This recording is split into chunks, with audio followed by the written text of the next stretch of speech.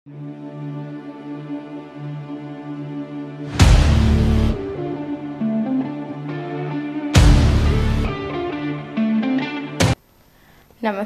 ಸೋನಿನ ನ್ಯೂಸ್ಗೆ ಸ್ವಾಗತ. ನಾನು ಪ್ರಭಾವತಿ. ಮೊದಲಿಗೆ ಮುಖ್ಯಾಂಶಗಳು. ಘೋರ ತಪಸ್ಸಿನಿಂದ ಗಂಗೆಯನ್ನು ಧರೆಗೆ ತಂದ ಭಗೀರಥ ಮಹರ್ಷಿಗಳು. ಸರ್ಕಾರ ಇದ್ದಾಗ ಉಪ್ಪಾರ್ ಅಭಿವೃದ್ಧಿ ನಿಗಮ ಸ್ಥಾಪಿಸಿದ್ದೇವೆ, ಸಚಿವ ರಹೀಂ ಖಾನ್. ಜಾತಿ ಜನಗಣತಿ ಸಮೀಕ್ಷೆಯಲ್ಲಿ ಹೊಲೆಯ ಬಲಗೈ ಸೇರಿದಂತೆ ಸಮಾಜ ಕಲ್ಯಾಣ ಇಲಾಖೆ ಹೊರಡಿಸಿದ 37 ಜಾತಿಯ ಹೆಸರುಗಳಲ್ಲಿ ಒಂದನ್ನು ನಮೂದಿಸಿ ಪ್ರದೀಪ್ ಜಂಜೀರೆ. ಬೀದರ್ ನಗರದ ಶ್ರೀ ರಾಘವೇಂದ್ರ ಸ್ವಾಮಿ ದೇವಸ್ಥಾನದಲ್ಲಿ ಜೂನ್ 3ರಿಂದ 12ರವರೆಗೆ ಅಖಂಡ ಹರಿನಾಮ ಸಪ್ತಾಹ, ಶ್ರೀರಾಮಚರಿತ್ರ ಮಾಸ ಪಾರಾಯಣ ಕಾರ್ಯಕ್ರಮದ ಕರಪತ್ರ ಬಿಡುಗಡೆ ಮತ್ತು ಪೂರ್ವಭಾವಿ ಸಭೆ ನಡೆಯಿತು. ಕಾರಂಜ ಸಂತ್ರಸ್ತರಿಗೆ ಸಮರ್ಪಕ ಪರಿಹಾರ ಸಿಗುವ ನಿರೀಕ್ಷೆಗೆ ಸರ್ಕಾರ ರಚಿಸಿದ ತಾಂತ್ರಿಕ ಸಮಿತಿ ದಿಕ್ಸೂಚಿ ಆಗಿದೆ ಎಂದು ಕಲ್ಯಾಣ ಕರ್ನಾಟಕ ಹೋರಾಟ ಸಮಿತಿಯ ಸಂಸ್ಥಾಪಕ ಅಧ್ಯಕ್ಷ ಡಾಕ್ಟರ್ ಲಕ್ಷ್ಮಣ ದಸ್ತಿ ತಿಳಿಸಿದ್ದರು. ಬೀದರ್ ನಗರದ ಪ್ರವಾಸಿ ಮಂದಿರದಿಂದ ಜಿಲ್ಲಾಧಿಕಾರಿ ಕಚೇರಿಯವರೆಗೆ ಸೋಮನಾಥ್ ಪಾಟೀಲ್ ಅವರ ನೇತೃತ್ವದಲ್ಲಿ ಭಾರತದಲ್ಲಿ ನೆಲೆಸಿರುವ ಪಾಕಿಸ್ತಾನ ಪ್ರಜೆಗಳನ್ನು ಹೊರಗೆ ಹಾಕಿ ಎಂದು ರಾಜ್ಯಾದ್ಯಂತ ಬೃಹತ್ ಪ್ರತಿಭಟನೆ ಹಮ್ಮಿಕೊಳ್ಳಲಾಗಿತ್ತು. ಮೇ 5ರಿಂದ 17ರವರೆಗೆ ಸಮೀಕ್ಷೆದಾರರು ಮನೆ ಮನೆಗೆ ಸಮೀಕ್ಷೆ ಮಾಡಲು ಬರುತ್ತಿದ್ದಾರೆ. ಜಾತಿ ಜನಗಣತಿಯ ಕ್ರಮ ಸಂಖ್ಯೆ 61ರಲ್ಲಿ ಮಾದಿಗ ಎಂದು ಬರೆಸಿ ಚಂದ್ರಕಾಂತ್ ಹೆಬ್ಳಗಾವ್. ಕೃಷಿ ಸಚಿವ ಚೆಲುವರಾಯಸ್ವಾಮಿ ಅವರಿಂದ ಡಾಕ್ಟರ್ ಕೊಳ್ಳೂರು ಕನ್ಯಾನ ಸದಾಶಿವ ಶೆಟ್ಟಿ ದತ್ತಿ ನಿಧಿ ಪ್ರಧಾನ ಪತ್ರಕರ್ತ ಮೌಲಾನಾ ಸಾಬ್ಗೆ ಕಾಸರಗೋಡಿನಲ್ಲಿ ನಡೆದ ಸಮಾರಂಭದಲ್ಲಿ ಪತ್ರಕರ್ತರ ಸಂಘದಿಂದ ಪ್ರಶಸ್ತಿ ಪ್ರದಾನ ಮಾಡಲಾಯಿತು. ಸುದ್ದಿಯ ವಿವರಗಳು. ತಮ್ಮ ಘೋರ ತಪಸ್ಸಿನಿಂದ ಗಂಗೆಯನ್ನು ಧರೆಗೆ ತಂದು ತಮ್ಮ ಪೂರ್ವಜರ ಶಾಪ ವಿಮೋಚನೆಗೊಳಿಸಿ ಸಕಲ ಜೀವರಾಶಿಗಳಿಗೆ ನೀರಿನ ದಾಹವನ್ನು ತಣಿಸಿದ ಮಹಾನ್ ತಪಸ್ವಿ ಭಗೀರಥ ಮಹರ್ಷಿಗಳು ಛಲ ದೃಢ ಸಂಕಲ್ಪದ ಪ್ರತೀಕರಾಗಿದ್ದಾರೆ ಎಂದು ಪೌರಾಡಳಿತ ಹಾಗೂ ಹಜ್ ಖಾತೆ ಸಚಿವ ರಹೀಂ ಖಾನ್ ಹೇಳಿದ್ದರು. ಅವರು ನಗರದ ಪೂಜ್ಯ ಚನ್ನಬಸವ ಪಟ್ಟದೇವರು ರಂಗಮಂದಿರದಲ್ಲಿ ಜಿಲ್ಲಾಡಳಿತ, ಜಿಲ್ಲಾ ಪಂಚಾಯತ್ ಹಾಗೂ ಕನ್ನಡ ಮತ್ತು ಸಂಸ್ಕೃತಿ ಇಲಾಖೆ ಇವರ ಸಂಯುಕ್ತಾಶ್ರಯದಲ್ಲಿ ಆಯೋಜಿಸಿದ ಶ್ರೀ ಭಗೀರಥ ಮಹರ್ಷಿ ಜಯಂತ್ಯೋತ್ಸವ ಕಾರ್ಯಕ್ರಮವನ್ನು ಉದ್ಘಾಟಿಸಿ ಮಾತನಾಡಿದರು. ಭಗೀರಥರ ತತ್ವಾದರ್ಶಗಳನ್ನು ತಾವೆಲ್ಲರೂ ತಮ್ಮ ಜೀವನದಲ್ಲಿ ಅಳವಡಿಸಿಕೊಳ್ಳಬೇಕು. ಪೋಷಕರು ತಮ್ಮ ಮಕ್ಕಳ ಶಿಕ್ಷಣಕ್ಕೆ ಹೆಚ್ಚು ಒತ್ತು ನೀಡಬೇಕು. ದುಶ್ಚಟಗಳಿಗೆ ಬಲಿಯಾಗಬಾರದು. ನಮ್ಮ ಸರ್ಕಾರ ಉಪ್ಪಾರ್ ಸಮಾಜ ಅಭಿವೃದ್ಧಿಗೆ ಬದ್ಧವಾಗಿದೆ. ಈ ಹಿಂದೆ ನಮ್ಮ ಸರ್ಕಾರ ಇದ್ದಾಗ ಉಪ್ಪಾರ್ ಅಭಿವೃದ್ಧಿ ನಿಗಮ ಸ್ಥಾಪಿಸಿದ್ದೇವೆ. ಮುಂದೆಯೂ ಉಪ್ಪಾರ್ ಸಮುದಾಯದ ಅಭಿವೃದ್ಧಿಗೆ ಸರ್ಕಾರದಿಂದ ಹಾಗೂ ವೈಯಕ್ತಿಕ ಸಹಕಾರ ನೀಡಲಾಗುವುದು ಎಂದರು. ಭಗೀರಥರ ಜೀವನ ಕುರಿತು ವಿಶೇಷ ಉಪನ್ಯಾಸ ನೀಡಿ ಮಾತನಾಡಿದ ಜಗನ್ನಾಥ್ ಅಲ್ಗೋಲ್, ಉಪ್ಪಾರ್ ತಡ್ಪಳ್ಳಿ, ಭಗೀರಥರು ತಮ್ಮ ಪೂರ್ವಜರ ಆತ್ಮಶಾಂತಿ ಹಾಗೂ ಮುಕ್ತಿಗಾಗಿ ಗಂಗೆಯನ್ನು ಭೂಮಿಗೆ ತಂದವರು. ಭಗೀರಥ ಎಂದರೆ ಪ್ರಯತ್ನ, ಪ್ರಯತ್ನ ಎಂದರೆ ಭಗೀರಥ. ಆದ್ದರಿಂದ ಅವರ ವಂಶಸ್ಥರಾದ ನಾವುಗಳು ಜೀವನದಲ್ಲಿ ಯಶಸ್ಸನ್ನು ಸಾಧಿಸಲು ಪ್ರಯತ್ನ ಮಾಡುವುದನ್ನು ನಿಲ್ಲಿಸಬಾರದು. ಅವರ ಆದರ್ಶಗಳನ್ನು ಜೀವನದಲ್ಲಿ ಮೈಗೂಡಿಸಿಕೊಳ್ಳಬೇಕು ಎಂದರು. ಕಾರ್ಯಕ್ರಮಕ್ಕೂ ಮುನ್ನ ಭಗೀರಥ ಮಹರ್ಷಿಗಳ ಭಾವಚಿತ್ರದ ಮೆರವಣಿಗೆಯು ಜಿಲ್ಲಾಧಿಕಾರಿ ಕಚೇರಿಯಿಂದ ಆರಂಭಗೊಂಡು ಶಿವಾಜಿ ವೃತ್ತ, ಬಸವೇಶ್ವರ ವೃತ್ತ, ಅಂಬೇಡ್ಕರ್ ವೃತ್ತ, ಹರಳೆಯ ವೃತ್ತ ಹಾಗೂ ರೋಟರಿ ವೃತ್ತದ ಮಾರ್ಗದಿಂದಾಗಿ ಸಾಗಿ ಡಾಕ್ಟರ್ ಚನ್ನಬಸವ ಪಟ್ಟದೇವರ ರಂಗಮಂದಿರಕ್ಕೆ ತಲುಪಿತು. ಈ ಸಂದರ್ಭದಲ್ಲಿ ಪಂಚ ಗ್ಯಾರಂಟಿ ಯೋಜನೆಗಳ ಅನುಷ್ಠಾನ ಸಮಿತಿಯ ಜಿಲ್ಲಾಧ್ಯಕ್ಷ ಅಮೃತರಾವ್ ಚಿಮ್ಕೋಡೆ, ಅಪರ ಜಿಲ್ಲಾಧಿಕಾರಿ ಶಿವಕುಮಾರ್ ಶೀಲ್ವಂತ್, ಜಿಲ್ಲಾ ಪಂಚಾಯತ್ ಯೋಜನಾ ನಿರ್ದೇಶಕ ಜಗನ್ನಾಥ್, ಕನ್ನಡ ಮತ್ತು ಸಂಸ್ಕೃತಿ ಇಲಾಖೆಯ ಸಹಾಯಕ ನಿರ್ದೇಶಕ ಸಿದ್ದರಾಮ್ ಸಿಂಧೆ, ಜಾನಪದ ಅಕಾಡೆಮಿ ಸದಸ್ಯ ವಿಜಯಕುಮಾರ್ ಸೋನಾರೆ, ಉಪ್ಪಾರ್ ಸಮಾಜದ ಜಿಲ್ಲಾಧ್ಯಕ್ಷೆ ತಾನಾಜಿ ಸಾಗರ್, ಪತ್ರಕರ್ತ ಮಲ್ಲಿಕಾರ್ಜುನ್ ನಾಗರಾಳ್, ಶಿವಾಜಿರಾವ್ ಸಾಗರ್, ಶರಣಪ್ಪ ಹುಮ್ನಾಬಾದ್, ರಾಜಶೇಖರ್ ಸೇಡಂಕರ್, ಬಾಬುರಾವ್ ಕೊಳ್ಳೂರ್, ಮಾಣಿಕ್ರಾವ್ ಸೇರಿದಂತೆ ಇತರರು ಇದ್ದರು.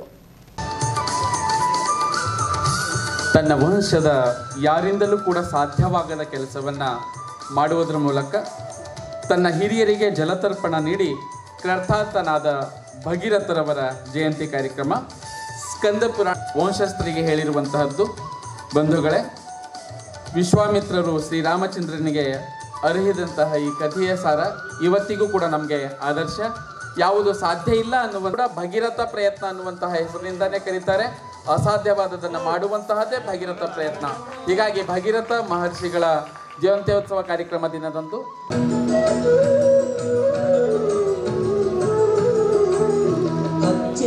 ಕನ್ನಡದ MP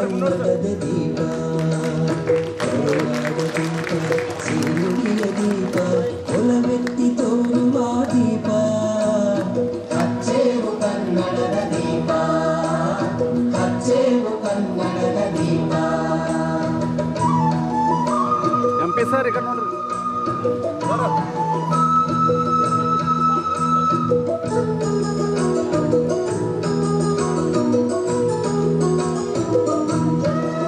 ಇವರು ತುಂಬ ದೊಡ್ಡ ಮಾತಾಡ್ತಾರೆ. ಉಪಾರ ಸಮಾಜ ಆಗಲಿ, ಬ್ಯಾಕ್ವರ್ಡ್ ಕಮ್ಯುನಿಟಿ, ಚಿಕ್ಕ ಸಮಾಜ್ಗೆ ಯಾವಾಗಲೂ ರಿಸರ್ವೇಷನ್ ಮಾಡಬೇಕಂತ ಬಂದಾಗ VP ಸಿಂಗ್ ಅವರು ಎಲ್ಲರಿಗೆ ಎಷ್ಟು ಸಮಾಜ ಇದೆ ಆ ಸಂಖ್ಯಾ ಪರವಾಗಿ ಅವರಿಗೆ ರಿಸರ್ವೇಷನ್ ಸಿಗ್ಬೇಕು, ಅವ್ರಿಗೆ ಗೌರ್ಮೆಂಟ್ಲಿಂದ ಫೆಸಿಲಿಟೀಸ್ ಸಿಗ್ಬೇಕಂತ ಅವ್ರು ಒಂದು ಬಿಲ್ ತಂದಿದ್ರು. ಅವರು VP ಸಿಂಗ್ ಪ್ರೈಮ್ ಮಿನಿಸ್ಟರ್ ಇದ್ದಾಗ ಅವಾಗ ಯಾರು ಸಪೋರ್ಟ್ ಮಾಡ್ತಿದ್ರು? BJP ಅವ್ರ ಸಪೋರ್ಟ್. BJP ಸಪೋರ್ಟ್ಲಿಂದ VP ಸಿಂಗ್ ಸರ್ಕಾರ ಇದ್ರು ಪ್ರೈಮ್ ಮಿನಿಸ್ಟರ್. ಒಂದು ಬಿಲ್ ಬಂದಿದ್ದು. बसरा साहब कौन सा बिल था वो मालूम है? मंडल कमीशन बिल ತಂದಿದ್ರು. ಇವ್ರಿಸ್ ಮಾತಾಡ್ತಾರ ಬಡವ್ರ ಬಗ್ಗೆ, ಬ್ಯಾಕ್ವರ್ಡ್ ಬಗ್ಗೆ, ದಲಿತ್ ಬಗ್ಗೆ, ಮೈನಾರಿಟಿ ಬಗ್ಗೆ. ಯಾವಾಗ ಬಿಲ್ ಬಂದಿದೆ ನಿಜವಾಗ್ಲೂ ಬ್ಯಾಕ್ವರ್ಡ್ಗೆ, ಬಡವರಿಗೆ, ಉಪಾರ ಸಮಾಜ್ಗೆ ಅವರಿಗೆ ಸಹಾಯ ಮಾಡಬೇಕು, ಈಕ್ವಾಲಿಟಿ ಕೊಡಬೇಕಂತ VP ಸಿಂಗ್ ಬಿಲ್ ತಂದಾಗ ಅವ್ರದ್ದು ಕಾಲು ಹಿಡಿದು ತೆಗೆದ್ಬಿಟ್ರು ಅವ್ರಿಗೆ BJP ಅವರು. ಯಾಕೆ? Mandal commission VP Singh bill ತಂದಿದ್ದಾರೆ, ಅದು ಆಗ್ಬಾರ್ದು ಅಂತ. ಈಗ ಏನೇನೋ ಮಾತಾಡ್ತಾರೆ. मगर छोटे समाज, बैकवर्ड समाज, दलित समाज, जबकि 70%, 80% ये लोग हैं पूरे देश में. 80% ಇದ್ದಾರೆ ಎಲ್ಲರೂ ಬ್ಯಾಕ್ವರ್ಡ್, ದಲಿತ್, ಮೈನಾರಿಟೀಸ್. ಆದರೂ 10% ಯಾರಿದ್ದಾರೆ ಅವ್ರ ಕೈನಲ್ಲಿ ರಾಜ್ ಇದೆ, ಅವ್ರ ಕೈನಲ್ಲಿ ಶಾಸನ ಇದೆ. ಅದೇ ಬಾಬಾ ಸಾಹೇಬ್ ಅಂಬೇಡ್ಕರ್ ಹೇಳಿದರು, ಬಸವಣ್ಣ ಅವರು ಹೇಳಿದರು, ಯಾರ್ಯಾರ ಸಮಾಜ ಈಕ್ವಾಲಿಟಿ ಇದೆ ಅವ್ರಿಗೆ ಈಕ್ವಾಲಿಟಿ ಹಕ್ ಹೋಗ್ಬೇಕು, ಅವ್ರಿಗೆ ಫೆಸಿಲಿಟೀಸ್ ಹೋಗ್ಬೇಕಂತ.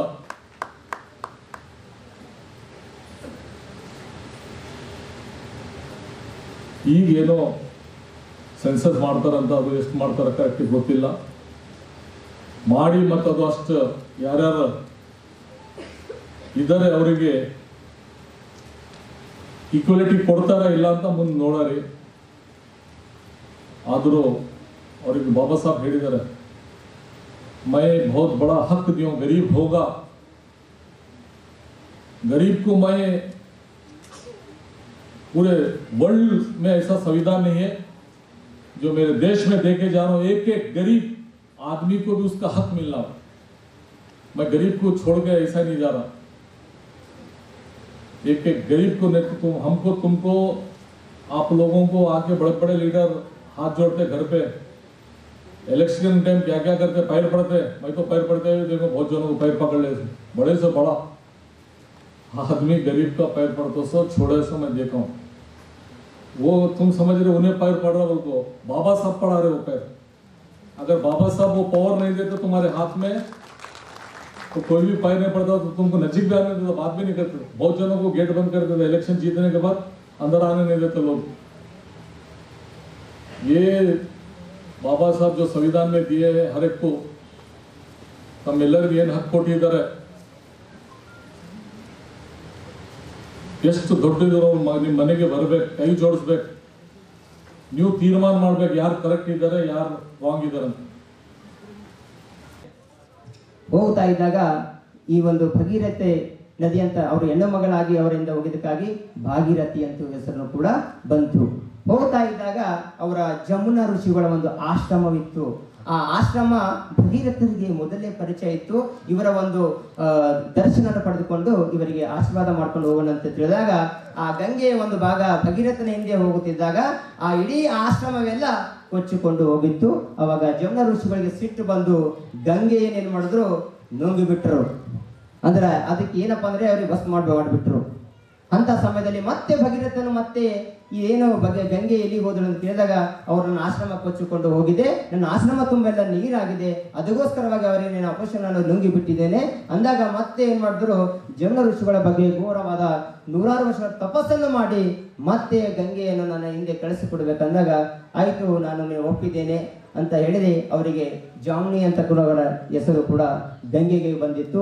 ಇದು ಆಧುನಿಕ ಭಗೀರಥ ಏನಪ್ಪ ಅಂದ್ರೆ, ಇಡೀ ಭಗೀರಥರು ತಮ್ಮ ತಾತಂದರಿಗೆ ಮೋಕ್ಷವನ್ನು ಸಿಗಬೇಕು, ಮುಕ್ತಿಯನ್ನು ಪಡೆಯಬೇಕಾದ್ರೆ ಅಘೋರವಾದ ತಪಸ್ಸನ್ನು ಮಾಡಿ ಗಂಗೆಯನ್ನು ಭೂಮಿಗೆ ತಂದು ತಮ್ಮ ತಾತಂದಿರ ಮೇಲೆ ಹರಿಸಿ ಮುಕ್ತಿ ಪಡಿಸಿ ಮತ್ತೆ ಹಿಮಾಲಯ ಪರ್ವತದಿಂದ ಅವನ ರಾಜ ಅಯೋಧ್ಯಕ್ಕೆ ಬಂದು ಅಲ್ಲಿ ತನ್ನ ತಾಯಿಯ ಆಶೀರ್ವಾದ ಪಡ್ಕೊಂಡು ಈ ರೀತಿ ಭಗೀರಥ ಘೋರ ಪ್ರಯತ್ನ ಮಾಡಿ ಇಡೀ ನಮ್ಮ ಕುಲಕ್ಕೆ ನಮ್ಮ ಎಲ್ಲರಿಗೆ ಪ್ರಯತ್ನ ಅಂದ್ರೆ ಭಗೀರಥ ಅಂದ್ರೆ ಪ್ರಯತ್ನ ಅಂತಕ್ಕಂಥದ್ದು ಮಾತು ನಮ್ಮ ಆಧುನಿಕ ಇವಾಗ ಭಗೀರಥರ ಒಂದು ಪ್ರಯತ್ನ ಮಾಡಿದರೆ ಅದಕ್ಕೆ ನಮ್ಮ ಕುಲಗುರುಗಳ ಜಯಂತಿ ನಾವು ಗಂಗಾ ಸಪ್ತಮಿ ದಿನ ಎಂದು ಬರುತ್ತೆ. ಗಂಗೆ ಎಂದು ಭೂಮಿಗೆ ಬಂದಿದ್ದಳು, ಆ ದಿನವನ್ನು ನಾವು ಇವತ್ತ ಗಂಗಾ ಸಪ್ತಮಿ ಅಂತ ಆಚರಿಸ್ತಾ ಇದ್ದೇವೆ. ಇದು ನಮ್ಮ ಕುಲಗುರುಗಳು ಬಹಳ ತಪಸ್ಸನ್ನು ಮಾಡಿ ಮೋಕ್ಷವನ್ನು ಕೊಡಿಸಿ ಭೂಮಂಡಲದಲ್ಲಿ ಸಕಲ ಜೀವರಾಶಿಗಳಿಗೆ ನೀರನ್ನು ತಂದು ಇವತ್ತ ಮನುಕುಲಕ್ಕೆ ಉದ್ಧಾರ ಮಾಡಿ ಇವತ್ತ ಎಲ್ಲರಿಗೆ ನೀರು ಪ್ರಾಮುಖ್ಯವಾಗಿದೆ, ನೀರನ್ನು ಮಾಲಿನ್ಯ ಮಾಡದಂತೆ ಕಾಪಾಡತಕ್ಕಂಥ ಜವಾಬ್ದಾರಿ ಕೂಡ ನಮ್ಮ ಮಾನವರಲ್ಲಿ ಇದೆ ಅಂತಕ್ಕಂಥ ಮಾತನ್ನು ಈ ಸಂದರ್ಭದಲ್ಲಿ ಹೇಳಕ್ ಬಯಸ್ತೇನೆ ಬಂಧುಗಳೇ. ಒಳ ಮೀಸಲಾತಿ ವಿಚಾರದಲ್ಲಿ ದಲಿತ ಸಮುದಾಯದವರಲ್ಲಿ ಉಂಟಾಗಿರುವ ಬಿಕ್ಕಟ್ಟನ್ನು ದೂರು ಮಾಡಲು ರಾಜ್ಯ ಸರ್ಕಾರವು ಮೇ 5ರಿಂದ 17ರವರೆಗೆ ಸಮೀಕ್ಷೆ ಹಮ್ಮಿಕೊಂಡಿದೆ. ಅಧಿಕಾರಿಗಳು ಸಮೀಕ್ಷೆಗಾಗಿ ನಿಮ್ಮ ಮನೆಗೆ ಬಂದಾಗ ಕರ್ನಾಟಕ ಸರ್ಕಾರದ ಸಮಾಜ ಕಲ್ಯಾಣ ಇಲಾಖೆ ಹೊರಡಿಸಿದ ಪರಿಶಿಷ್ಟ ಜಾತಿಗೆ ಸೇರಿದ ಹೊಲೆಯ, ಬಲಗೈ, ಛಲವಾದಿ, ಮಹರ್, ಪರೈ, ಮಾಲಾ ಗುಂಪಿಗೆ ಸಂಬಂಧಿಸಿದ ಸಮಾನಾಂತರ ಜಾತಿಗಳ ಪಟ್ಟಿಯಲ್ಲಿರುವಂತೆ 37 ಹೆಸರಿನಲ್ಲಿ ಒಂದನ್ನು ನಮೂದಿಸಬೇಕೆಂದು ಛಲವಾದಿ ಮಹಾಸಭಾ ಅಧ್ಯಕ್ಷ ಪ್ರದೀಪ್ ಜಂಜೀರೆ ತಿಳಿಸಿದರು. ನಗರದ ಜಿಲ್ಲಾ ಪತ್ರಿಕಾ ಭವನದಲ್ಲಿ ಕರೆದ ಸುದ್ದಿಗೋಷ್ಠಿ ಉದ್ದೇಶಿಸಿ ಮಾತನಾಡಿದ ಅವರು, ಕರ್ನಾಟಕ ರಾಜ್ಯದಲ್ಲಿ ಎಸ್ಸಿ ಹೊಲೆಯ ಸಮುದಾಯವನ್ನು 37 ಹೆಸರಿನಿಂದ ಕರೆಯುತ್ತಾರೆ. ಬೀದರ್ ಜಿಲ್ಲೆಯಲ್ಲಿ ಯಾವುದೇ ಸಮಸ್ಯೆ ಇಲ್ಲ, ಹೊಲೆಯ ಎಂದು ಬರೆಸಬೇಕು. ಜಾತಿ ಜನಗಣತಿ ಕುರಿತು ಸಮಾಜದ ಬಾಂಧವರಲ್ಲಿ ಜಾಗೃತಿ ಮೂಡಿಸಲು 30,000 ಕರಪತ್ರಗಳನ್ನು ಮುದ್ರಿಸಿ ಹಂಚಲಾಗುತ್ತಿದೆ. ಪ್ರತಿ ತಾಲೂಕುಗಳಲ್ಲಿ ತಂಡ ರಚನೆ ಮಾಡಲಾಗಿದೆ ಎಂದರು. ಪ್ರತಿಯೊಬ್ಬರು, ವಿಶೇಷವಾಗಿ ಯುವಕರು, ಜಾತಿ ಸಮೀಕ್ಷೆಯಲ್ಲಿ ಪಾಲ್ಗೊಳ್ಳಬೇಕು. ದಾಖಲೆಗಳಲ್ಲಿ ಸರಿಯಾಗಿ ನಮೂದಿಸದಿದ್ದರೆ ಮುಂದಿನ ಪೀಳಿಗೆಗೆ ಯಾವುದೇ ಸರ್ಕಾರಿ ಸೌಲಭ್ಯಗಳು ಸಿಗುವುದಿಲ್ಲ. ವೈಯಕ್ತಿಕ ಕೆಲಸಗಳು, ಕಾರಣಗಳು, ಕಾರ್ಯಕ್ರಮಗಳನ್ನು ಬಿಟ್ಟು ಸಮೀಕ್ಷೆಯಲ್ಲಿ ಭಾಗವಹಿಸಬೇಕು. ಸಂಖ್ಯೆ ಯಾರದ್ದೇ ಹೆಚ್ಚಿರಲಿ ಕಡಿಮೆ ಇರಲಿ ನಮಗೆ ಸಂತೋಷವಿದೆ, ಆದರೆ ಸಮಾಜದ ನಿಖರ ಮಾಹಿತಿಗಾಗಿ ಜಾತಿ ಹೆಸರು ನಮೂದಿಸಬೇಕೆಂದು ತಿಳಿಸಿದ್ದರು. ಛಲವಾದಿ ಮಹಾಸಭೆ ಉಪಾಧ್ಯಕ್ಷ ದೇವೇಂದ್ರ ಸೋನಿ, ಗೌರವಾಧ್ಯಕ್ಷ ಕೆಟಿ ವಿಶ್ವನಾಥ್ ಸೇರಿದಂತೆ ಇನ್ನಿತರರು ಸುದ್ದಿಗೋಷ್ಠಿಯಲ್ಲಿ ಉಪಸ್ಥಿತರಿದ್ದರು. ಸಂಘಟನೆಯಾದ ಕರ್ನಾಟಕ ರಾಜ್ಯ ಛಲವಾದಿ ಮಹಾಸಭಾ ವತಿಯಿಂದ ನಮ್ಮ ಜಿಲ್ಲಾಧ್ಯಕ್ಷರಾದ ಪ್ರದೀಪ್ ಜಂಜೀರೆ ಅವರು ಮತ್ತು ಗೌರವಾಧ್ಯಕ್ಷರಾದ ಕೆಟಿ ವಿಶ್ವನಾಥ್ ಸರ್ ಅವರ ಒಂದು ಮತ್ತು ಎಲ್ಲ ಸದಸ್ಯರ ಒಂದು ನೇತೃತ್ವದಲ್ಲಿ ನಾವು ಇವತ್ತು ಒಳ ಮೀಸಲಾತಿ ಕುರಿತು ಏನು SC ರೈಟ್ ಕಮಿಟಿ, SC ಬಲಗೈ ವಲಯ ಕಮ್ಯುನಿಟಿ ವತಿಯಿಂದ ನಾವು ಇವತ್ತು ಈ ಪತ್ರಿಕಾಗೋಷ್ಠಿ ಕರೆದಿದ್ದೆವು. ಇದು ಏನಂದರೆ ನಾವು ಇವತ್ತಿನ ಹಿಡಿದು ನಮ್ಮಲ್ಲಿ ಒಳ ಮೀಸಲಾತಿಯ ಒಂದು ಏನು ಸರ್ವೆ ಸ್ಟಾರ್ಟ್ ಆಗಿದೆ. ಆದ ಕಾರಣ ಎಲ್ಲ ನಮ್ಮ ಬಾಂಧವರಲ್ಲಿ ಯಾರು SC ವಲಯ ಅಂತೇನು ಜಾತಿಯ ರೈಟ್ ಕಮ್ಯುನಿಟಿಯವರು ಇದ್ದಾರೆ ಅವರೆಲ್ಲ ಇವತ್ತು ಸರ್ವೆಯಲ್ಲಿ ಮನೆ ಮನೆಗೆಲ್ಲ ಸರ್ವೆ ಮಾಡ್ಕೊತಾ ಬರ್ತಾರೆ. ಆ ಸರ್ವೆ ಅಧಿಕಾರಿಗಳಿಗೆ ಸಂಪೂರ್ಣ ಮಾಹಿತಿ ಅಂದರೆ ಅವ್ರ ಆಧಾರ್ ಕಾರ್ಡು, ರೇಷನ್ ಕಾರ್ಡ್ ಎಲ್ಲ ತೋರಿಸಿ ಅವರು ಯಾವ ಜಾತಿಗೆ ಸೇರ್ಪಟ್ಟರು ಸ್ಪಷ್ಟವಾಗಿ ನಾವು ಏನು ಬರೆಸ್ಬೇಕಂದ್ರೆ ಹೊಲೆಯ ಅಂಥೇಳಿ ಕ್ರಮ ಸಂಖ್ಯೆ 044.3ರಲ್ಲಿ ನಮೂದಿಸಲಾಗಿದೆ. ಅಲ್ಲಿ ಅದ್ರ ಮುಂದೆ ಹೊಲೆಯ ಅಂತೇನು ಬರೆದಿದ್ದಾರೆ. ಅದನ್ನು ಎಲ್ಲರೂ ದಯವಿಟ್ಟು ಅದೇ ಎಂಬುದನ್ನು ನಮೂದಿಸಬೇಕು. ಅದು ಬಿಟ್ಟು ಬೇರೆದು ಎಂಬುದು ಯಾವುದು ಆದಿ ಕರ್ನಾಟಕ ಅವು ಈ ಕಡೆ ಇಲ್ಲ ಅವರ ಅಂದರೆ ಯಾರೂ ಕನ್ಫ್ಯೂಸ್ ಆಗಲ್ದೇ ಯಾರು ಎಂಬುದು ಬೇರೆ ಬೇರೆ ಎಂಬುದು ಯೋಚನೆ ಮಾಡೋದೇ ಸ್ಪಷ್ಟವಾಗಿ ಹೊಲೆಯ ಅಂಥೇಳಿ ಉಪಜಾತಿಯಲ್ಲಿ ಜಾತಿ ಪರಿಶಿಷ್ಟ ಜಾತಿ ಉಪಜಾತಿಯಲ್ಲಿ ಹೊಲೆಯ ಅಂಥೇಳಿ ನಮೂದಿಸಬೇಕಂತೇಳಿ ಎಲ್ಲರಲ್ಲಿ ಕಳಕಳಿ ಒಂದು ವಿನಂತಿ ಇದೆ. ಒಳ ಮೀಸಲಾತಿಯ ಕುರಿತು ರಾಜ್ಯ ಸರ್ಕಾರ ಈಗಾಗಲೇ ಕ್ರಮ ಕೈಗೊಂಡಿದೆ. ನಮ್ಮ ಸಂಘಟನೆ ವತಿಯಿಂದ ನಮ್ಮ ಜಿಲ್ಲೆಯಲ್ಲಿ ನಮಗೇನು ಈ ಭಾಗದಾಗ ಅಂದರೆ ಹೆಚ್ಚಿಗೆ ತೊಂದರೆ ಇಲ್ಲ. ಬೇರೆ ಬೇರೆ ಭಾಗದಾಗ ನಮ್ಮದೇ ಜಾತಿಗೆ ಬೇರೆ ಬೇರೆ ಹೆಸರುಗಳವ. ಛಲವಾದಿ ಆಗಿರ್ಬೋದು, ಮಾಲಾ ಆಗಿರ್ಬೋದು, ಹೊಲೆಯ ದಾಸರಾಗಿರ್ಬೋದು, ಅನೇಕ ಹೆಸರುಗಳು ಟೋಟಲ್ 37 ಬಲಗೈ ಗುಂಪಿನ ಸಮುದಾಯಗಳು 37 ಹೆಸರಿನಲ್ಲಿ ರಾಜ್ಯ ಸರ್ಕಾರ ಗುರುತಿಸಲ್ಪಟ್ಟ 37 ಹೆಸರಿನಿಂದ ಕರೀತಾರೆ ನಮ್ಮ ಕಮ್ಯುನಿಟಿಗೆ. ಈ ನಮ್ಮ ಭಾಗದಾಗ ಹೆಚ್ಚಿಗೆ ಪ್ರಾಬ್ಲಮ್ ಇಲ್ಲ. ಯಾಕಂದ್ರೆ ನಾವೆಲ್ಲ ನಮ್ಮ ಮೂಲತಃ ನಾವು ಹೊಲೆಯಂತೆ ಸರ್ಟಿಫಿಕೇಟ್ ತೊಗೊಂಡೀವಿ. ನಮ್ಮ ತಂದೆನೂ ಹೊಲೆಯ ಸರ್ಟಿಫಿಕೇಟ್ ಅದ, ಮಕ್ಕಳನ್ನೂ ಹೊಲೆಯ ಸರ್ಟಿಫಿಕೇಟ್ ಅದ. ಗುಲ್ಬರ್ಗ ಮತ್ತು ಬೀದರ್, ಯಾದಗಿರಿಗೆ ನಮಗೆ ಹೆಚ್ಚಿಗೆ ಏನು ಟ್ರಬಲ್ ಆಗಲ್ಲ. ಬೇರೆ ಜಿಲ್ಲೆಗಳ್ದಾಗ ಅವ್ರವರು ಉಪಜಾತಿಗಳು, ಮೂಲ ಜಾತಿಗಳು ಅಂತೇಳಿ ಮಾಡ್ಕೊಂಡ್ರ. ಇತ್ತೀಚೆಗೆ ನಾವು ಕಂಟಿನ್ಯೂ ಪೇಪರ್ನಾಗ ಏನು ನೋಡ್ಕೊತಾ ಬರ್ತಾಯಿದ್ದೀವಿ ಅಂದ್ರೆ, ನಮ್ಮ ಎಡಗೈ ಬಾಂಧವರು ನಮ್ಮ ರಾಜ್ಯದಲ್ಲಿ ಹೆಚ್ಚಿನ ಜನಸಂಖ್ಯೆಯಲ್ಲಿದ್ದಾರೆ, ನಾವು ಹೆಚ್ಚಿನ ಜನಸಂಖ್ಯೆ ಇದ್ದೀವಿ ಅಂತ ತಿಳ್ಕೊಂಡು ಬರೀ ಮಾತಿನಲ್ಲಿ ಹೇಳ್ತಾ ಇದ್ದಾರೆ. ಬಟ್ ಸರ್ವೆ ಪ್ರಕಾರ, ಆ್ಯಸ್ ಎ ಗೋರ್ಮೆಂಟ್ ರೆಕಾರ್ಡ್ ಪ್ರಕಾರ, ಆವಾಗಿನ ನಮ್ಮ ಪ್ರಾಂತ ಮೈಸೂರು ರಾಜ್ಯದಲ್ಲಿತ್ತು. ಮೈಸೂರು ರಾಜ್ಯರಿದ್ದಾಗೆ ಅವಾಗ ಒಂದು ಸರ್ವೆ ಆಗಿತ್ತು 1876ರಲ್ಲಿ. ಅದ್ರ ಕಾಪಿನಿದೆ ನಮ್ಮಲ್ಲಿ. 1876ದಾಗೂ ಕೂಡ ನಮ್ಮ ಛಲವಾದಿ ಜನಾಂಗ ಅಥವಾ ಹೊಲೆಯ ಜನಾಂಗ ಆವಾಗಿನ ಟೈಮಿನಾಗೆ ಹೆಚ್ಚಿಗಿತ್ತು. ತದನಂತರ ಸುಮಾರು ಒಂದು 2-3 ಸರ್ವೆಗಳಾಗಿರ್ತವೆ. ಆಮೇಲೆ 2011 ಜನಗಣತಿ ಪ್ರಕಾರನೂ ಕೂಡ ನಮ್ಮ ಜನಾಂಗನೇ ಹೆಚ್ಚಿನ ಸಂಖ್ಯೆಯಲ್ಲಿದೆ. ಇದು ಸರ್ಕಾರಿ ದಾಖಲಾತಿ ಇದೆ ನಮ್ಮ ಹತ್ರ. ಸೊ ಹಂಗೆ ನಾವು 100 ವರ್ಷಗಳ 150 ವರ್ಷಗಳ ಹಿಂದೂ ಕೂಡ ನಮ್ಮ ಜನಸಂಖ್ಯೆ ಹೆಚ್ಚಿಗೆ ಇತ್ತು. ಅವಾಗಿಂದ ಬೆಂಜಮಿನ್ ಅಂತಕೊಂಡು ಒಬ್ಬರು ಬ್ರಿಟಿಷ್ ಅಧಿಕಾರಿ ಸರ್ವೆ ಮಾಡಿಸಿದಾಗ ನಮ್ಮ ಜನಾಂಗ ಹೆಚ್ಚಿಗಿದ್ದ ರೆಕಾರ್ಡ್ ಇದೆ ನಮ್ಮ ಹತ್ರ. ಬೇಕಾದ್ರೆ ನಾನು ನಿಮಗೆಲ್ಲ ತೋರಿಸ್ತೀನಿ. ಸೊ ಹಿಂಗಾಗಿ ಜನರಿಗೆ ದಾರಿ ತಪ್ಪಿಸೋಂಥ ಕೆಲಸ ನಮ್ಮ ಎಡಗೈ ಬಾಂಧವರು ಮಾಡಬಾರ್ದು. ಆ್ಯಸ್ ಎ ಪ್ರಕಾರ ಸರ್ಕಾರದೇನು ಸಮೀಕ್ಷೆ ಇದೆ, ಸಮೀಕ್ಷೆಯಲ್ಲಿ ಯಾರು ಹೆಚ್ಚಿಗೆ ಯಾರು ಕಮ್ಮ ಅಂತ ನಿಜಾಂಶ ಗೊತ್ತೇ ಆಗ್ತದೆ. ನೀವು ಹೆಚ್ಚಿಗಿದ್ರೂ ಖುಷಿ ಅದು, ನಮಗೇನು ಅಭ್ಯಂತರ ಇಲ್ಲ. ಬಟ್ ಜನರಿಗೆ ದಾರಿ ತಪ್ಪಿಸೋಂಥ ಕೆಲಸ ಆಗಬಾರ್ದು. ಜೊತೆಯೇ ಈಗಾಗಲೇ ನಾವು ಒಳ ಮೀಸಲಾತಿಯ ಸಮನ್ವಯ ಸಮಿತಿ ಎಲ್ಲ ತಾಲೂಕು ಕೇಂದ್ರಗಳಲ್ಲಿ ಮಾಡಿದೆವು. 8ರಿಂದ 10 ಜನ ಗುಂಪು ಮಾಡಿದೆವು. ಆಲ್ರೆಡಿ ಅವ್ರದ್ದು ಹೆಸರೆಲ್ಲ ನಮ್ಗೆ ಕೊಟ್ಟಿದ್ದಾರೆ. ನಾವು ಆಲ್ರೆಡಿ ಹೆಸರನ್ನು ಕೂಡ ಸೇರಿಸಿದ್ದೀವಿ. ಈಗ ನಮ್ಮ ರಾಜ್ಯದ ಅಧ್ಯಕ್ಷರ ಆದೇಶದ ಮೇರೆಗೆ ಈ ಒಂದು ಕರಪತ್ರ, ಈ ಕರಪತ್ರದಲ್ಲಿ ಉಚ್ಚ ನ್ಯಾಯಾಲಯದ ಆದೇಶ ಹಾಗೂ ಕರ್ನಾಟಕ ಸರ್ಕಾರದ ಏನು ನಮ್ಮದು ಜಾತಿ ಗುರುತುಪಡಿಸ್ಯಾರ ಅದರದ್ದೆಲ್ಲ ಡಿಟೇಲ್ ಇದೆ. ಇದರಲ್ಲಿ ಪ್ರತಿಯೊಂದು ಡಿಟೇಲ್ ಇದೆ. ಇದು ನಾವು ಮನೆ ಮನೆಗೆ ಯಾಕೆ ತಲುಪಿಸ್ತಾ ಇದ್ದೀವಿ ಅಂದ್ರೆ, ನಮ್ಮ ಜನಾಂಗದ ಬಗ್ಗೆ, ನಮ್ಮ ಪೂರ್ವಜರ ಬಗ್ಗೆ, ನಮ್ಮ ಜಾತಿಗಳ ಬಗ್ಗೆ ನಮ್ಮ ಜನರಿಗೆ ಅರಿವು ಬರಬೇಕು. ಇದು ನಾವು ಕರ್ನಾಟಕ ಸರ್ಕಾರದ ಸಮಾಜ ಕಲ್ಯಾಣ ಇಲಾಖೆದ ಗೆಜೆಟ್ದಾಗಿಂದ ತೆಗೆದಿಂದ ಜಾತಿಗಳಿವೆ. ನಾವು ಯಾರೂ ಐಡೆಂಟಿಟಿ ಮಾಡಿದ ಜಾತಿಗಳಲ್ಲ. ಅದನ್ನು ಕೂಡ ಆರ್ಡರ್ ಕಾಪಿ ಇದೆ ನಮ್ಮ ಹತ್ರ, ಯಾವಾಗ ಐಡೆಂಟಿಟಿ ಆಯಿತು ಜಾತಿಗಳು ಅಂತಕೊಂಡು.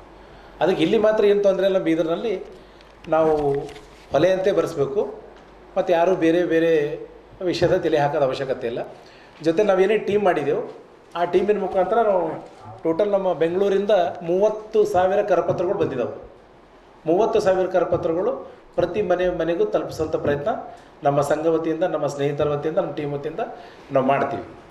ಜೊತೆಯಲ್ಲಿ ಇನ್ನೊಂದು ಹೇಳಕ್ಕೆ ನಾನು ಇಷ್ಟಪಡೋದೇನಪ್ಪ ಅಂದ್ರೆ, ಪ್ರತಿಯೊಬ್ಬರು ಕೂಡ ಈ ಜಾತಿ ಸಮೀಕ್ಷೆಯಲ್ಲಿ ಪಾಲ್ಗೊಳ್ಳಬೇಕು.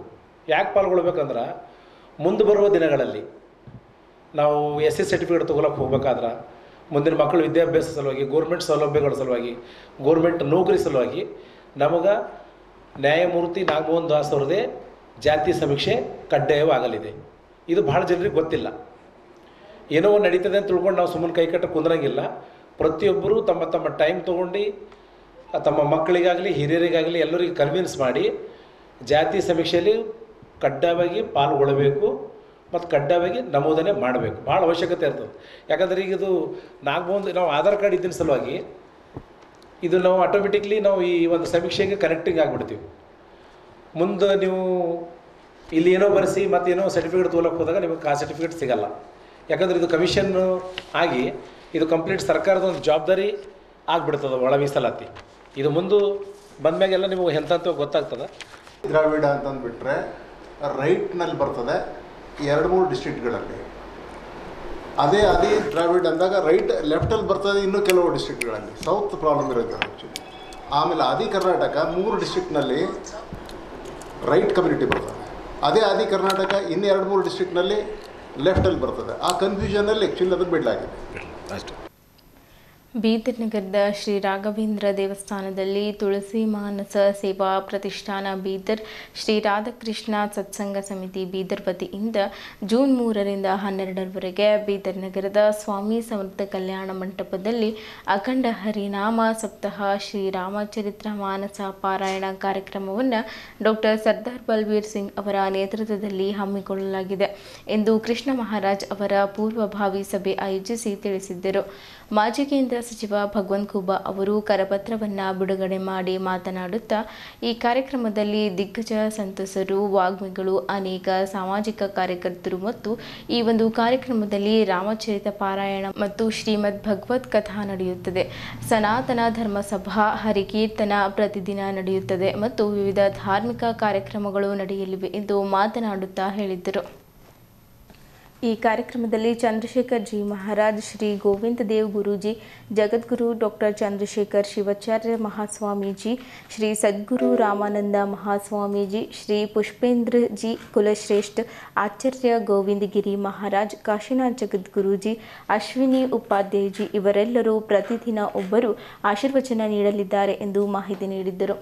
ಈ ಸಂದರ್ಭದಲ್ಲಿ Ramakrishna Sale, NR Varma, BG Shetkar, Ramesh Patil Solpur, doctor Raghu Krishnamurthy, Rajkumar Agarwal, BL Sindhor, Shankarrao Koratagi, Kamal Kishore Atal, Ghanshyam Goyal, Veerashetty Mange, Satish G Nowade, Abhinav Gada, GN Singh ಸೇರಿದಂತೆ ಇತರರು ಇದ್ದರು. ಬರುವಂಥ ಜೂನ್ 3ನೇ ತಾರೀಕಿನಿಂದ 12ನೇ ತಾರೀಕಿನವರೆಗೆ ಬೀದರ ನಗರದಲ್ಲಿ ಅಖಂಡ ಹರಿನಾಮ ಸಪ್ತಾಹ ಶ್ರೀ ರಾಮಚರಿತ್ ಮಾನಸ್ ಪಾರಾಯಣ ಸಮಾರೋಹ. ಈ ಕಾರ್ಯಕ್ರಮಕ್ಕೆ ದೇಶದ ದಿಗ್ಗಜ ಸಂತರು, ವಾಗ್ಮಿಗಳು, ಅನೇಕ ಸಾಮಾಜಿಕ ಕಾರ್ಯಕರ್ತರು ಮತ್ತು ಈ ಒಂದು ಕಾರ್ಯಕ್ರಮದಲ್ಲಿ ರಾಮಚರಿತ ಪಾರಾಯಣ ನಡೀತದೆ, ಶ್ರೀಮದ್ ಭಗವತ ಕಥಾ ನಡೀತದೆ, ಸನಾತನ ಧರ್ಮ ಸಭಾ ಪ್ರತಿನಿತ್ಯ ನಡೀತದೆ, ಹರಿಕೀರ್ತನ ಪ್ರತಿನಿತ್ಯ ನಡೀತದೆ. ಹೀಗೆ ಅನೇಕ ಮಹನೀಯರು ಆ ಒಂದು 3ನೇ ತಾರೀಕಿನಿಂದ 12ನೇ ತಾರೀಕಿನವರೆಗೆ ಕಾರ್ಯಕ್ರಮದಲ್ಲಿ ಅವರ ಘನ ಸಾನ್ನಿಧ್ಯದಲ್ಲಿ ಬೀದರ ಜಿಲ್ಲೆಯ ಜನತೆಗೆ ಆಶೀರ್ವಾದ ಮತ್ತು ಸನಾತನ ಧರ್ಮದ ಸಂದೇಶಗಳು ಮತ್ತು ಪ್ರತಿಯೊಬ್ಬನ ಜೀವನದಲ್ಲಿ ಪರಿವರ್ತನೆಯ ಪರಿವರ್ತನೆಯ ಸಂದೇಶವನ್ನು ಕೊಡಲಿಕ್ಕೆ ಬರ್ತಾಯಿದ್ದಾರೆ. ಹೀಗಾಗಿ ಬೀದರ ಜಿಲ್ಲೆಯ ಸಮಸ್ತ ಜನತೆಗೆ ನಾನು ವಿನಂತಿಸಿಕೊಳ್ಳೋದೆಂದರೆ, ಈ ಒಂದು ಮಹಾ ಕಾರ್ಯಕ್ಕೆ ನಿಮ್ಮೆಲ್ಲರ ಉಪಸ್ಥಿತಿ, ನಿಮ್ಮೆಲ್ಲರ ತನ ಮನ ಧನದಿಂದ ಸಹಾಯ ಆಗಬೇಕು. ಈ ಒಂದು ಅದ್ಭುತ ಕಾರ್ಯಕ್ರಮ ಬೀದರ್ ನಗರದಲ್ಲಿ ಸ್ವಾಮಿ ಸಮರ್ಥ ಸಭಾಂಗಣದಲ್ಲಿ ಪ್ರತಿನಿತ್ಯ ಬೆಳಗ್ಗೆಯಿಂದ ಸಾಯಂಕಾಲದವರೆಗೆ ನಡೀತಾ ಇರ್ತದೆ. ಈ ಅದ್ಭುತ ಕಾರ್ಯಕ್ರಮಕ್ಕೆ ತಮ್ಮೆಲ್ಲರ ಉಪಸ್ಥಿತಿ ಇದು ನಿಮ್ಮೆಲ್ಲರ ಸೌಭಾಗ್ಯ ಅಂತ ಹೇಳ್ತೀನಿ. ಧನ್ಯವಾದಗಳು. ಜೂನ್ 3 ಮತ್ತು 12ರವರೆಗೆ ಬಹಳ ಅದ್ಧೂರಿಯಾದಂತಹ ಒಂದು ಧಾರ್ಮಿಕ ಸಭೆ ನಡೀತಾ ಇದೆ. ಆ ಧಾರ್ಮಿಕ ಸಭೆಯಲ್ಲಿ ಬೆಳಗ್ಗೆಯಿಂದ ಸಾಯಂಕಾಲವರೆಗೆ ಕಾರ್ಯಕ್ರಮ ಇರ್ತದೆ. ಬೆಳಗ್ಗೆ ರಾಮಚರಿತ್ ಮಾನಸ್ ಕಾರ್ಯಕ್ರಮವನ್ನು ನಮ್ಮ ಗುರುಗಳಾದಂಥ ಇಲ್ಲಿಯೇ ಇರುವಂಥ ಶ್ರೀ ಕೃಷ್ಣ ಮಹಾರಾಜ್ ರಾಮಾಯಣಿಯವರು ಏರ್ಪಡಿಸಿದ್ದಾರೆ. ಇವರು ದೇಶದಾದ್ಯಂತ ಹಲವಾರು ಕಡೆ ಭಾಳ ದೊಡ್ಡ ದೊಡ್ಡ ಕಾರ್ಯಕ್ರಮಗಳನ್ನು ಮಾಡ್ಕೊಂಡು ಬಂದಿದ್ದಾರೆ. ಅದನ್ನು ಬೀದರದಲ್ಲಿಯೂ ಒಂದು ಸಲ ಮಾಡಬೇಕು ಅನ್ನೋ ಕಟಾಪೇಕ್ಷೆಯಿಂದ ಇಲ್ಲಿ ನಮ್ಮೆಲ್ಲರ ಜೊತೆಗೆ ಜೋಡಿಸಿಕೊಂಡು ಈ ಕಾರ್ಯಕ್ರಮವನ್ನು ಮಾಡಲಿಕ್ಕೆ ಒಳ್ಳೆಯ ನಿರ್ಧಾರವನ್ನು ತಗೊಂಡಿದ್ದಾರೆ. ಇದಕ್ಕಾಗಿ ಎಲ್ಲರೂ ಸುಮಾರು 5,000ದಿಂದ 6,000 ಜನ ಸೇರುವಂಥದ್ದಿದೆ. ದಿನಾಲೂ 1,000 ಜನ ಇರ್ತಾರೆ. ವಿಶೇಷ ವಕ್ತಾರರ ಸಮಯದಲ್ಲಿ ಬಹುಶಃ 5,000ರಿಂದ 6,000 ಜನ ಸೇರ್ತಾರೆ. ಭಾಳ ವಿಶಿಷ್ಟವಾದಂಥ ಕಾರ್ಯಕ್ರಮ ಇರೋದರಿಂದ ಇಲ್ಲಿ ನಮ್ಮ ನಾಡಿನ ಅಥವಾ ದೇಶದ ಸನಾತನ ಧರ್ಮದ ಪ್ರತಿಪಾದನೆ ಮಾಡುವಂಥ ಹಲವಾರು ಸಂತರು, ಶರಣರು ಮತ್ತು ವಿಶಿಷ್ಟವಾದಂಥ ಧರ್ಮವನ್ನು ಕಲ್ಪಿಸಿಕೊಡುವಂಥ ನಮ್ಮ ಹಿರಿಯರೆಲ್ಲರೂ ಬರ್ತಾಯಿದ್ದಾರೆ. ಅದಕ್ಕಾಗಿ ಈ ಕಾರ್ಯಕ್ರಮದ ಘನ ಉಪಯೋಗವನ್ನು ಎಲ್ಲ ಬೀದರ್ ಮತ್ತು ಸುತ್ತಮುತ್ತಲಿನ ಜನ ಎಲ್ಲರೂ ಈ ಕಾರ್ಯಕ್ರಮದಲ್ಲಿ ಭಾಗಿಯಾಗಿ ಇದರ ಸದುಪಯೋಗ ಪಡೆದುಕೊಳ್ಳಬೇಕಾಗಿ ನಾನು ಈ ಮೂಲಕ ಕೇಳಿಕೊಳ್ತೇನೆ. धन्यवाद. सनातन धर्म के उद्धार के लिए जनता में एकता लाने के लिए और धर्म रक्षा के लिए आने वाले जून महीने की 3 तारीख से 12 तारीख तक एक धर्म सभा का आयोजन किया जा रहा है। समर्थ स्वामी कल्याण मंडप पापना गेट के पास वहाँ पर एक कार्यक्रम होगा। प्रतिदिन अच्छे अच्छे संतों के कार्यक्रम होंगे, प्रवचन होंगे और देश में ख्याति प्राप्त ऐसे पुष्पेंद्र जी कुलश्रेष्ठ, आचार्य गोविंद देव गिरी जी महाराज, काशी जगत गुरु जी, अश्विनी उपाध्याय जी, ऐसे महान महान संतों के और दार्शनिकों के कार्यक्रम का आयोजन किया गया है। बीदर की समस्त जनता से अनुरोध है कि वो इस कार्यक्रम का लाभ उठाए और इस कार्यक्रम में तन मन धन से सहयोग करें, ताकि है ना बीदर में एक कार्यक्रम, एक ऐतिहासिक कार्यक्रम हो, ऐसी हम सबकी अपेक्षा है। आप सबके सहयोग की प्रार्थना करते हैं। धन्यवाद। बीदर नगर में 3 जून से लेकर के 12 जून तक एक भव्य दिव्य धर्म सभा का आयोजन किया गया है। इस कार्यक्रम में दिनांक 3 जून को श्री रामचरितमानस पारायण संपन्न होगा। रामचरितमानस पारायण प्रतिदिन रहेगा। दोपहर में 2 से 5 बजे तक श्रीमद् भागवत कथा रहेगी। शाम 5 से 7 बजे तक धर्म सभाएँ होगी। इस धर्म सभा के लिए हमारे हिंदुस्तान के राष्ट्रवादी प्रवक्ता श्री पुष्पेंद्र जी कुलश्रेष्ठा, श्री राम मंदिर के कोषाध्यक्ष श्री गोविंद देव गिरी जी महाराज और सुप्रीम कोर्ट के अधिवक्ता जिन्होंने राम मंदिर की केस जीत के दी है और हमेशा जो सनातन धर्म के उत्थान के लिए प्रयास करते हैं, वे अश्विनी जी उपाध्याय ये पधार रहे हैं। और काशी के जगत गुरु, बेंगलोर के हरिका मंजुनाथ, ऐसे महान महान सनातनवादी वक्ताओं के व्याख्यान होने वाले हैं। और रात 8 बजे से 10 बजे तक महाराष्ट्र के नामवंत और विद्वान कीर्तनकार श्री चंद्रशेखर जी महाराज देगलूरकर, श्री अमृत महाराज जोशी, श्री संजय महाराज पाचपोर, जयवंत महाराज बोदले, उमेश महाराज दशरथे, कृष्णा महाराज चौरे, ज्ञानेश्वर महाराज नामदास, इनके कीर्तन होने वाले हैं। और 3 तारीख को शाम 6:30 से 8 बजे तक गुरु बाबा महाराज अवशेकर इनका भव्य दिव्य चक्री भजन होने वाला है। तो इस प्रोग्राम में विशेष रूप से श्री रामचरितमानस संगीत में पारायण संपन्न होने वाला है। इसके लिए अयोध्या की बहुत बड़ी मंडली पधार रही है। बीदर के सभी भक्तगणों से, बीदर, आंध्रा, महाराष्ट्र सभी के भक्तगणों से मेरा नम्र निवेदन है, इस प्रोग्राम में जितने भाविक आने वाले हैं सभी के रहने की और निवास की व्यवस्था निःशुल्क की गई है। तो सभी से हमारा नम्र निवेदन है कि आप इस प्रोग्राम में पधारिए और जो पधारने वाले हैं वे अपना नामकरण पंजीकृत करना आवश्यक है। जिस मोबाइल नंबर पे करना है वो मोबाइल नंबर मैं आपको बता रहा हूँ, 9767126812। इस नंबर पर आपका नाम पंजीकृत करके इस प्रोग्राम में ज़्यादा से ज़्यादा भक्तगण पधार के इस प्रोग्राम को तन मन धन से सहयोग कीजिए और प्रोग्राम के लिए पधारिए। जय श्री राम। यह प्रोग्राम समर्थ फंक्शन हॉल पापनास गेट, यहाँ पे पूरा प्रोग्राम संपन्न होने वाला है। इस प्रोग्राम में बलवीर सिंह जी और भगवंत कुमार जी और बहुत सारे बिदर के नामवंत बिजनेसमैन, इन सभी का सहयोग है। सभी के सहयोग के माध्यम से ये प्रोग्राम संपन्न हो रहा है। आप सभी का भी सहयोग प्राप्त हो, यह आप सभी से निवेदन है। जय श्री। ಕಾರಂಜ ಸಂತ್ರಸ್ತರಿಗೆ ಸಮರ್ಪಕ ಪರಿಹಾರ ಸಿಗುವ ನಿರೀಕ್ಷೆಗೆ ಸರ್ಕಾರ ರಚಿಸಿದ ತಾಂತ್ರಿಕ ಸಮಿತಿ ದಿಕ್ಸೂಚಿಯಾಗಿದೆ ಎಂದು ಕಲ್ಯಾಣ ಕರ್ನಾಟಕ ಹೋರಾಟ ಸಮಿತಿಯ ಸಂಸ್ಥಾಪಕ ಅಧ್ಯಕ್ಷ ಡಾಕ್ಟರ್ ಲಕ್ಷ್ಮಣ ದಸ್ತಿ ತಿಳಿಸಿದರು. ನಗರದ ಜಿಲ್ಲಾ ಪತ್ರಿಕಾ ಭವನದಲ್ಲಿ ಕಾರಂಜ ಮುಳುಗಡೆ ಸಂತ್ರಸ್ತರ ಹಿತರಕ್ಷಣಾ ಸಮಿತಿ ಹಾಗೂ ಬೀದರ್ ಸಮಗ್ರ ಅಭಿವೃದ್ಧಿ ಜಂಟಿ ಕ್ರಿಯಾ ಸಮಿತಿ ವತಿಯಿಂದ ಕರೆದ ಸುದ್ದಿಗೋಷ್ಠಿ ಉದ್ದೇಶಿಸಿ ಮಾತನಾಡಿದ ಅವರು, ಸುಮಾರು 3 ದಶಕಗಳ ಕಾಲ ಇಲ್ಲಿಯ ಕಾರಂಜ ಸಂತ್ರಸ್ತರು ಪರಿಹಾರ ಸಿಗಬೇಕೆಂದು ನಿರಂತರ ಹೋರಾಟ ನಡೆಸಿದ್ದಾರೆ. ಆದರೆ ಈ ಸಮಿತಿಯಲ್ಲಿ ಕಾರಂಜ ಸಂತ್ರಸ್ತರ ಪರವಾಗಿ 2 ಪರಿಣಿತ ಪ್ರತಿನಿಧಿಗಳನ್ನು ಸೇರಿಸಿಕೊಳ್ಳಬೇಕು. ಈ ಕುರಿತು ಸಚಿವ ಈಶ್ವರ್ ಖಂಡ್ರೆ ಅವರು ಗಂಭೀರವಾಗಿ ಪರಿಗಣಿಸಿ ಮನವಿ ಸ್ಪಂದಿಸಬೇಕೆಂದು ದಸ್ತಿಯವರು ತಿಳಿಸಿದ್ದರು. ಮನೆ ಮಠ ಭೂಮಿ ಕಳೆದುಕೊಂಡು 28 ಹಳ್ಳಿಗಳ ಸಂತ್ರಸ್ತರ ಸಭೆಯನ್ನು ಬರುವ 2 ವಾರಗಳ ನಂತರ ಬೀದರ್ನಲ್ಲಿ ನಡೆಸಿ ಸಂತ್ರಸ್ತರಿಗೆ ವೈಜ್ಞಾನಿಕ ಪರಿಹಾರ ನಿಗದಿ ಮಾಡುವ ಬಗ್ಗೆ ಸಮಿತಿಗೆ ಸಭೆಯ ಮುಖಾಂತರ ಆಗ್ರಹಿಸಲಾಗುವುದು ಎಂದು ಹೇಳಿದರು. ಜೊತೆಗೆ 920 ದಿವಸಗಳ ಧರಣಿ ಸತ್ಯಾಗ್ರಹ ಕೂಡ ಜಿಲ್ಲಾ ಉಸ್ತುವಾರಿ ಸಚಿವರ ಕಚೇರಿ ಎದುರುಗಡೆ ನಡೆಸಿದರು. ಕೊನೆಗೆ ಜಿಲ್ಲಾ ಉಸ್ತುವಾರಿ ಸಚಿವ ಈಶ್ವರ್ ಖಂಡ್ರೆ ಹಾಗೂ ಜಿಲ್ಲೆಯ ಎಲ್ಲ ಜನಪ್ರತಿನಿಧಿಗಳ ಸಂಘಟಿತ ಮುತುವರ್ಜಿಯಿಂದ ಸಂತ್ರಸ್ತರಿಗೆ ಸಮರ್ಪಕ ಪರಿಹಾರ ಕೊಡಿಸುವ ನಿಟ್ಟಿನಲ್ಲಿ ಮುಖ್ಯಮಂತ್ರಿ ಸಿದ್ದರಾಮಯ್ಯನವರ ಅಧ್ಯಕ್ಷತೆಯಲ್ಲಿ ಡಿಸೆಂಬರ್ 19, 2024ರಂದು ಬೆಳಗಾವಿ ಸುವರ್ಣಸೌಧದಲ್ಲಿ ನಡೆದ ಸಭೆಯಲ್ಲಿ ಸಿಎಂ ಅವರು ಅಧಿಕೃತವಾಗಿ ಘೋಷಣೆ ಮಾಡಿರುವಂತೆ ಕಾರಂಜ ಸಂತ್ರಸ್ತರ ಬೇಡಿಕೆಗಳನ್ನು ಪರಿಶೀಲಿಸಿ ಈಡೇರಿಸಲು ಕಲಬುರಗಿ ವಿಭಾಗದ ಪ್ರಾದೇಶಿಕ ಆಯುಕ್ತರಾದ ಕೃಷ್ಣಾ ಭಾಜಪೆಯವರು ಅಧ್ಯಕ್ಷತೆಯಲ್ಲಿ 6 ಜನರ ಸಮಿತಿ ರಚಿಸಿರುವುದು ಸ್ವಾಗತಾರ್ಹ ಕಾರ್ಯವಾಗಿದೆ. ಕಲ್ಯಾಣ ಕರ್ನಾಟಕ ಹೋರಾಟ ಸಮಿತಿಯ ಗೌರವಾಧ್ಯಕ್ಷ ಬಸವರಾಜ್ ದೇಶಮುಖ್ ಮಾತನಾಡಿ, ಕಾರಂಜ ನೀರಾವರಿ ಯೋಜನೆಗೆ ಜಮೀನು ನೀಡಿದ ಸಂತ್ರಸ್ತರಿಗೆ ಭರಿಸಲಾಗದಷ್ಟು ಅನ್ಯಾಯವಾಗಿರುವುದರಿಂದ ಇದನ್ನು ವಿಶೇಷ ಪ್ರಕರಣವೆಂದು ಪರಿಗಣಿಸಿ ಜಿಲ್ಲಾ ಉಸ್ತುವಾರಿ ಸಚಿವ ಈಶ್ವರ್ ಖಂಡ್ರೆ ಅವರ ಇಚ್ಛಾಶಕ್ತಿಯಿಂದ ರಚನೆಯಾಗಿರುವ ಪ್ರಾದೇಶಿಕ ಆಯುಕ್ತರ ನೇತೃತ್ವದ ಸಮಿತಿಯ ವರದಿ ಅತಿ ಮಹತ್ವದ್ದಾಗಿದೆ.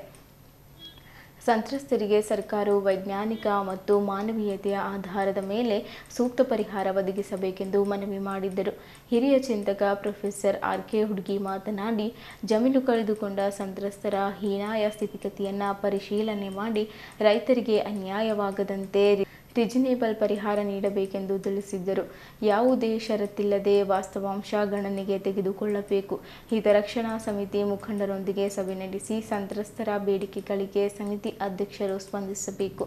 ಸಂತ್ರಸ್ತರ ಪೈಕಿ ಸಮಿತಿಯಲ್ಲಿ ಇಬ್ಬರನ್ನ ಸೇರಿಸಿಕೊಳ್ಳಬೇಕು. ಸಮಾರೋಪಾದಿಯಲ್ಲಿ ಅಧ್ಯಯನ ನಡೆಸಿ ಕಾಲಮಿತಿಯಲ್ಲಿ ವೇಗವಾಗಿ ಪರಿಹಾರ ನೀಡಬೇಕೆಂದು ತಿಳಿಸಿದ್ದರು. ಇದೇ ವೇಳೆ ಕನ್ನಡ ಸಾಹಿತ್ಯ ಪರಿಷತ್ತಿನ ಅಧ್ಯಕ್ಷ ಸುರೇಶ್ ಚಿನ್ಶೆಟ್ಟಿ, ಕಾರಂಜ ಮುಳುಗಡೆ ಸಂತ್ರಸ್ತರ ಹಿತರಕ್ಷಣಾ ಸಮಿತಿ ಅಧ್ಯಕ್ಷ ಚಂದ್ರಶೇಖರ್ ಪಾಟೀಲ್ ಹೊಜಕ್ನಳ್ಳಿ ಮಾತನಾಡಿದ್ದರು. ಪ್ರಮುಖರಾದ ರಾಜ್ಕುಮಾರ್ ಕೋಸಂ, ಕಲ್ಯಾಣ ಕರ್ನಾಟಕ ಹೋರಾಟ ಸಮಿತಿಯ ಮುಖಂಡರಾದ ವಿನಯ್ ಮಾಳ್ಗೆ, ರಾಜಪ್ಪ ಕಮಲಾಪುರ್, ಮಾದಪ್ಪ ಸಂಗುಳ್ಗಿ ಸೇರಿದಂತೆ ಕಾರಂಜ ಸಂತ್ರಸ್ತರು ಉಪಸ್ಥಿತರಿದ್ದರು. ಈಶ್ವರ್ ಖಂಡ್ರೆಯವ್ರನ್ನು ಮಾಡ್ತಾರೆ ಮತ್ತು ಮುಖ್ಯಮಂತ್ರಿ ಸಿದ್ದರಾಮಯ್ಯವರು ಇದಕ್ಕೇನು ಸ್ಪಂದನೆ ಮಾಡಿದರು ಮತ್ತು ಇದಕ್ಕೆ ಪೂರ್ಣ ಪ್ರಮಾಣ ಸ್ಪಂದನೆ ಸಿಗಬೇಕಂತ ನಾವು ಏನದಲ್ಲ ಸರ್ಕಾರದಲ್ಲಿ ಆಗ್ರಹ ಮಾಡ್ತೀವಿ. ಮತ್ತು ಈ ವಿಷಯಕ್ಕೆ ಸಂಬಂಧಪಟ್ಟಂಗೆ ನಮ್ಮ ಕಾರಂಜ ಮುಳುಗಡೆ ಸಂತ್ರಸ್ತ ಹಿತರಕ್ಷಣಾ ಸಮಿತಿಯ ಬೃಹತ್ ಸಭೆ 2 ವಾರ ನಂತರ ಕರೆಯಲಿಕ್ಕೆ ನಾವು ನಿರ್ಧಾರ ಮಾಡಿದ್ದೀವಿ. ಆ ಒಂದು ಸಭೆಯಲ್ಲಿ ಚರ್ಚೆ ಮಾಡ್ತೀವಿ ಸಮಿತಿದ ಆಗು ಹೋಗೋಳ ಬಗ್ಗೆ. 6ನೇ ತಾರೀಕು ಮೀಟಿಂಗ್ದಾಗ ಏನಾಯಿತು, ಮುಂದಿನ ಮೀಟಿಂಗ್ದಾಗ ಏನಾಗ್ತದೆ, ಏನೇನು ನಿರ್ಣಯ ಮಾಡ್ಯಾರ, ಇವೆಲ್ಲ ಪ್ರಕ್ರಿಯೆಗಳ ಬಗ್ಗೆ ನಾವು ಅಧ್ಯಯನ ಮಾಡಿ ನಾವೇನೋ ಸಮಿತಿಗೆ ಒತ್ತಡ ತರ್ತೀವಿ. ಮತ್ತು ನಾವು ಅಷ್ಟೇ ಅಲ್ಲದೆ ಗುಲ್ಬರ್ಗಕ್ಕೆ 100 ಜನರೂ ಹೋಗ್ಬೋದು, ಕೆಲವು ಜನ ಡೆಲಿಗೇಷನ್ ಹೋಗ್ಬೋದು. ಮಾನ್ಯ ಅಧ್ಯಕ್ಷರ ಒಂದು ಸೂಚನೆ ಮೇರೆಗೆ ಒಂದು ನಿಯೋಗನೂ ಭೇಟಿಯಾಗಿ ಕೃಷ್ಣ ಬಾಜಪೇಯಿ ಅವರಿಗೆ ನಾವು ಮನವರಿಕೆ ಮಾಡ್ತೀವಿ, ವಾಸ್ತವಾಂಶ ತಿಳಿಸ್ತೀವಿ. ಮತ್ತು ತಿಳಿಸಿ ನಮ್ಮ ಈ ಒಂದು ಸಮಿತಿ ವರದಿ ಬರತನ 3 ತಿಂಗಳ ತನಕ ನಾವು ಕಂಟಿನ್ಯೂ ಸಭೆಗಳು ಮಾಡಿ ನಿರಂತರವಾಗಿ ಏನದಲ್ಲ ನಾವು ಸರ್ಕಾರ ಮೇಲೆ ಒತ್ತಾಯ ತರ್ತೀವಿ. ಮತ್ತು ಈ ಒಂದು ಐತಿಹಾಸಿಕವಾದಂಥ ಏನು ನಿರ್ಣಯ ತೊಗೊಂಡಾರ ಮುಖ್ಯಮಂತ್ರಿ ಸಿದ್ದರಾಮಯ್ಯವರು, ಈ ಒಂದು ನಿರ್ಣಯಕ್ಕೆ ನಾವು ಸ್ವಾಗತ ಮಾಡ್ತಾ ಈಗ ನಾವು ಕೈ ಚಾಚ್ ಕುಂತೀವಿ ಯಾವ ದುಡ್ಡು ಬರ್ತದೆ ಅಂಥೇಳಿ. ಅದಕ್ಕೆ ದುಡ್ಡರ ಬರೋದು ನಮ್ಗೆ ಸಂಪೂರ್ಣವಾದ ವಿಶ್ವಾಸ ಆಗ್ಯದ. ಅದಕ್ಕೆ ಎಲ್ಲ ರೈತರು ಸಂತೋಷರ. ಈಶ್ವರ ಖಂಡ್ರ ಮೇಲೆ ಇದನ್ನೆಲ್ಲ ಡಿಪೆಂಡ್ ಅದ. ಅವರು ಈಗ ಏನು ಮಾಡ್ತಾರೆ ಅವ್ರ ಮೇಲೆ ನಮ್ಗೆ ಏನದಲ್ಲ ಆಸೆ ಉಟ್ಕೊಂಡು ಕುಂತ ಎಷ್ಟು ದುಡ್ಡು ಕೊಡ್ತಾರೆ. ಅದಕ್ಕೆ ಎಲ್ಲ ಮಾಧ್ಯಮ ಮಿತ್ರರಿಗೆ ತಮ್ಮ ಮುಖಾಂತರ ನಾ ವಿನಂತಿ ಮಾಡ್ತೀನಿ. ಯಾಕಂದರೆ ಇದು ಕರ್ನಾಟಕ ರಾಜ್ಯದಲ್ಲಿ ಈ ಪ್ರಕಾರ ವಿಶೇಷ ಪ್ರಕರಣ ಅಂಥೇಳಿ ಪರಿಗಣಿಸಿ ಎಲ್ಲಿನೂ ಇಂಥ ಸಮಿತಿ ಆಗಿಲ್ಲ. ಮತ್ತು ಈ ಒಂದು ಸಮಿತಿ ವರದಿ ಆಧಾರ ಮೇಲೆ ಕಲ್ಯಾಣ ಕರ್ನಾಟಕ ಅಭಿವೃದ್ಧಿ ಮಂಡಳಿಯಿಂದನೂ ದುಡ್ಡು ಕೊಡ್ಬೋದು. ತಮಗೆ ಗೊತ್ತಿರ್ಬೋದು, ಕಲ್ಯಾಣ ಕರ್ನಾಟಕ ಪ್ರದೇಶ ಅಭಿವೃದ್ಧಿ ಮಂಡಳಿಯಲ್ಲಿ 5,000 ಕೋಟಿ ಇರ್ತದೆ. ಅದಕ್ಕೆ ಮುಖ್ಯಮಂತ್ರಿದು 5% ವಿಶೇಷ ಅಧಿಕಾರ ಇರ್ತದೆ, ವಿವೇಚನಾ ನಿಧಿ ಅಂತಾರೆ. ಅದಕ್ಕೆ ಅಜಯ್ ಸಿಂಗ್ ಅವ್ರದ್ದು 5%, 2.5 ಕೋಟಿ ಅವರಿಗೆ, 250 ಕೋಟಿ ಅವರಿಗೆ, 250 ಕೋಟಿ ಮುಖ್ಯಮಂತ್ರಿಗೆ, 250 ಕೋಟಿ ಪ್ಲ್ಯಾನಿಂಗ್ ಮಿನಿಸ್ಟರ್, 250 ಕೋಟಿ ಕರ್ನಾಟಕ ಸರ್ಕಾರ, 1,000 ಕೋಟಿ ಇತ್ತು. ಇಲ್ಲಿ ಯಾವುದೂ ಏನು ಬೇಕೇ ಇಲ್ಲ, ನೀವು ಮೀಟಿಂಗೇ ಬೇಡ, ನಿಮ್ಮ ವಿವೇಚನಾ ನಿಧಿಲಿಂದೇ ನಾವು ದುಡ್ಡು ಕೊಡ್ಬೋದು. ಅದಕ್ಕೆ ಈ ಒಂದು ದೃಷ್ಟಿಯಿಂದ ಪ್ರಾದೇಶಿಕ ಆಯುಕ್ತರ ಒಂದು ಏನದಲ್ಲ ಕಮಿಟಿ ಭಾಳ ಮಹತ್ವದ. ಯಾಕಿದು ಮಾಡ್ಯಾರ ಅಂದ್ರೆ ಒಂದು ಒಳ್ಳೆ ಕಾನ್ಸೆಪ್ಟ್ ಇಟ್ಕೊಂಡೇ ಮಾಡ್ಯಾರ. ರಾಜ್ಯ ಮಟ್ಟದ ಮಾಡಿದ್ರೆ ಬೇರೆದವ್ರಿಗೂ ಕೊಡಬೇಕಾಯ್ತು ಅಂತ ಪ್ರಶ್ನೆ ಬರಬಾರ್ದು ಅಂಥೇಳಿ ಈ ಕಾನ್ಸೆಪ್ಟ್ ಇಟ್ಕೊಂಡು ನಮ್ಮ ಬೋರ್ಡ್ ದುಡ್ಡನ್ನು ನಾವು ತೊಗೊಂಬಂಗೆ ಇದು ಒಂದು ಒಳ್ಳೆಯ ಕಮಿಟಿ ಅದ.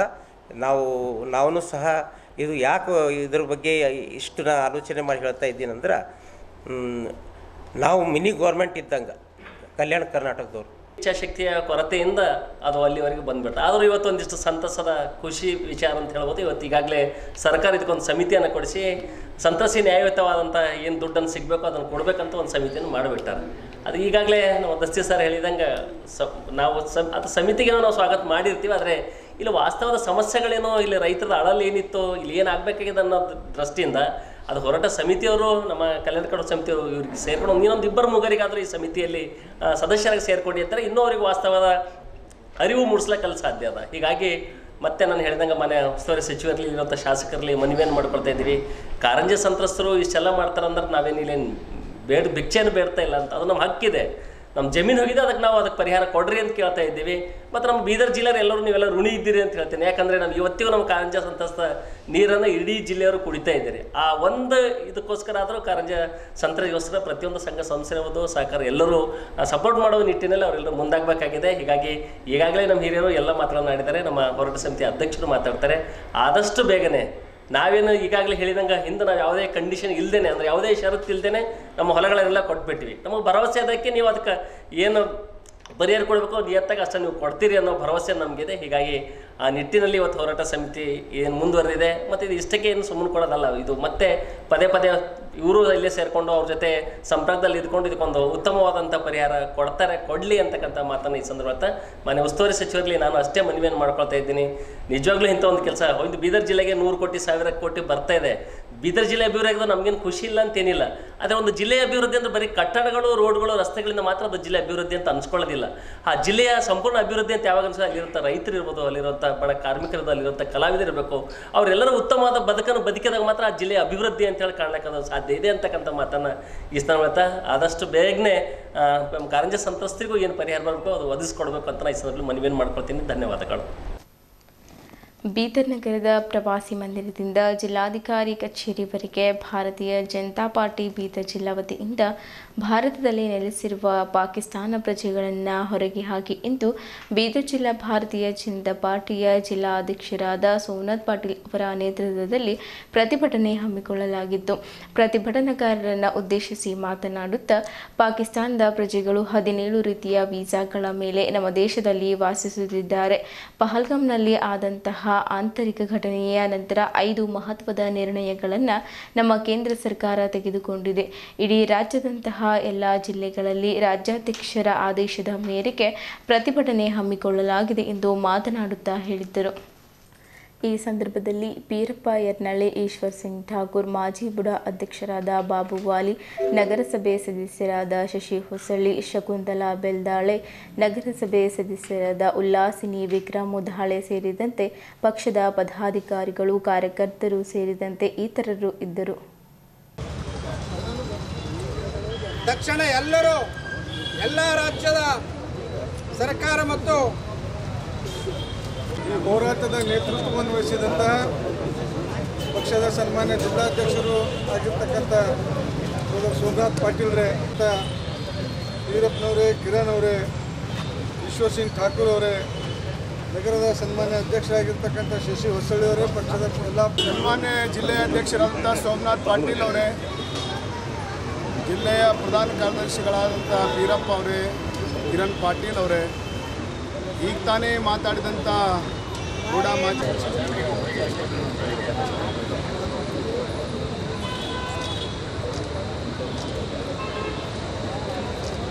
ಭಾರತ ದೇಶದಲ್ಲಿ ಬಂದು ಇಲ್ಲೇ ಉಂಡು, ಇಲ್ಲೇ ಹುಟ್ಟು, ಇಲ್ಲೇ ಆತಂಕವಾದದ ಸಮರ್ಥನೆ ಮಾಡ್ತಕ್ಕಂತಹ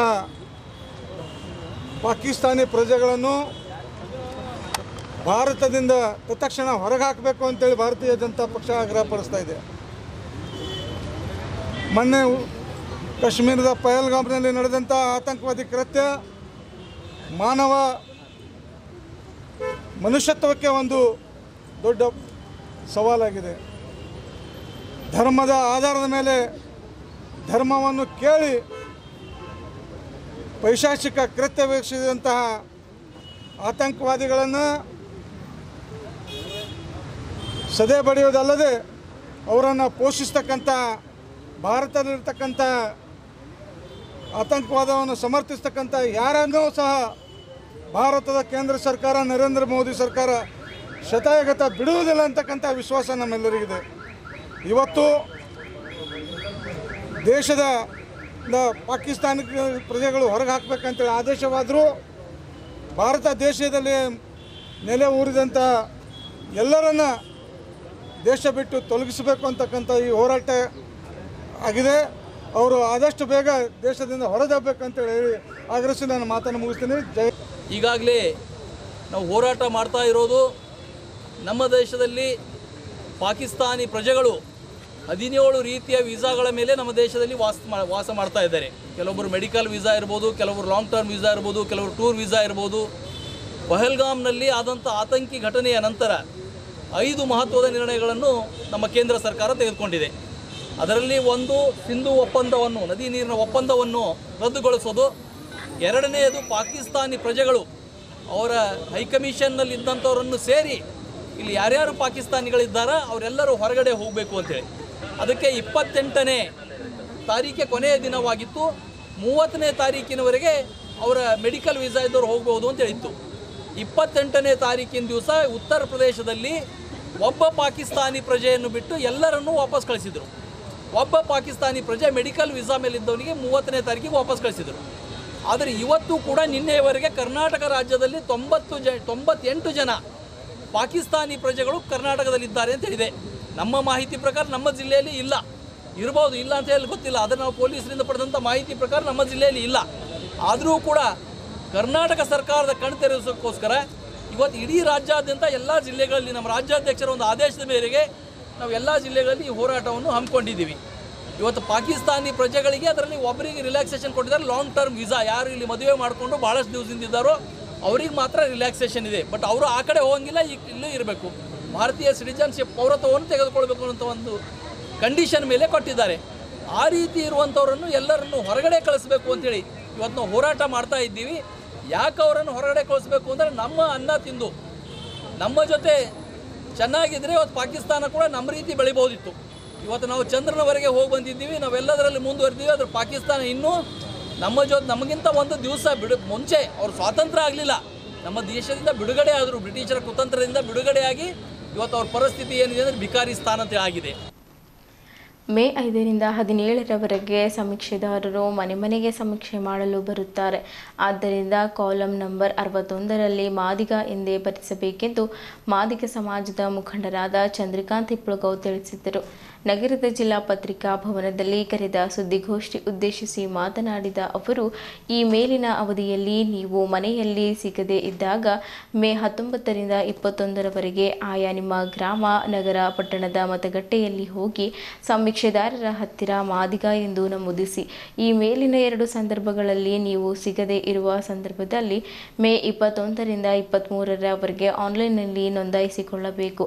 ಆದಿ ಕರ್ನಾಟಕ, ಆದಿ ದ್ರಾವಿಡ, ಆದಿ ಆಂಧ್ರ ಈ 3 ಪದ ಬಿಟ್ಟು ಕೇವಲ ಮಾದಿಗ ಎಂದು ನಮೂದಿಸಿ ಎಂದು ಸಮಾಜದ ಬಾಂಧವರಿಗೆ ಸಲಹೆ ನೀಡಿದ್ದರು.